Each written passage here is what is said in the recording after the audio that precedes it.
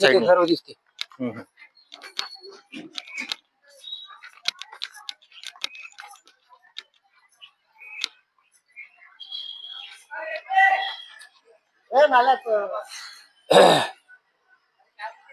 बघा या प्रकारचा तो नाला आहे. तुम्ही बघू शकता. आता आपण आलेलो आहोत इथे. या इथे जवळून दाखवतो तुम्हाला नाला दाखवा.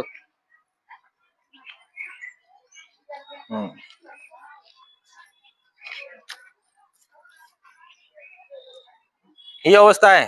नगरपालिकेने याची आजपर्यंत दखल घेतलेली नाही. याच्या कितीतरी तक्रारी करण्यात आल्या. लोकशाही दिनानिमित्त कलेक्टर समोर सुद्धा ही तक्रार करण्यात आली. अजूनपर्यंत कलेक्टरने सुद्धा याची दखल घेतलेली नाही. बघा ही अवस्था करून ठेवलेली आहे. भालेराव आहे ना, भालेराव ठेकेदार. भालेराव ठेकेदारला सुद्धा आम्ही कंप्लेंट केलेली. त्याच्या पहिले आम्ही ते योगेश भाऊ भालेराव आहे, कॉन्ट्रॅक्टर आहे ग्रेनाइटचे, त्यांना पण कंप्लेंट केलेली आहे. त्यांनी फक्त पाठवतो म्हणे, जेसीबी पाठवतो, मशीन पाठवतो, अजूनपर्यंत आलेलं नाही. 3 वर्ष होते कमसे कम. आणि हे लोकांच्या घरामध्ये साप जातात कंटिन्यू. तिकडे त्या बेश्रामला वगैरे सगळ्यांना विचारून पाणी जातात, पाणी साप, एवढी गंदगी आहे ह्या पाण्यापायी. निशी हे मधुबनचं पाणी सुद्धा हे इथं अटॅच केलेलं आहे. मधुबनचं पाणी केलेलं अटॅच. आणि स्वच्छ भारतचा हे घेतला यांनी, स्वच्छ भारतचा वशा घेतला. स्वच्छ भारतचा ते काही पुरस्कार आहे तो सुद्धा यवतमाळ नगरपालिकेला मिळालेला आहे. बघा तरी सुद्धा काम नाही. हेच आहे का स्वच्छ भारत अभियान सांगा.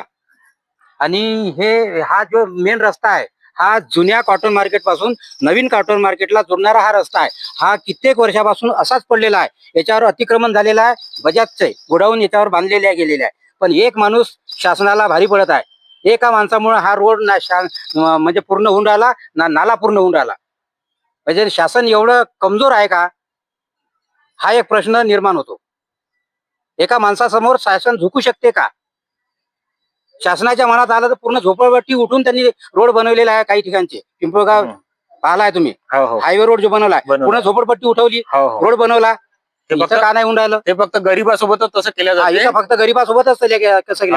हा मोठा माणूस आहे. म्हणून हा प्रत्येक वेळेस पैसा देऊन मगाने बोलला ना तो, कोणाला काही लाचलुचपत द्यायचं मला सांगा म्हणून बोलला. मान्य केलं का नाही? मग लाचलुचपत देऊनच आतापर्यंत प्रशासन म्हणजे पैसेवाल्याची गुलामी करते. हा प्रकारचा इथे कारभार दिसून राहिला मला. तर लवकरात लवकर यांच्यावर कारवाई करण्यात यावी, इथली दखल घेण्यात यावी अशी माझी सरकारला नम्र विनंती आहे. तिथनं घेऊन घेऊया. तो रस्ता बंद आहे ना. मनीषा कॅन्सल कर.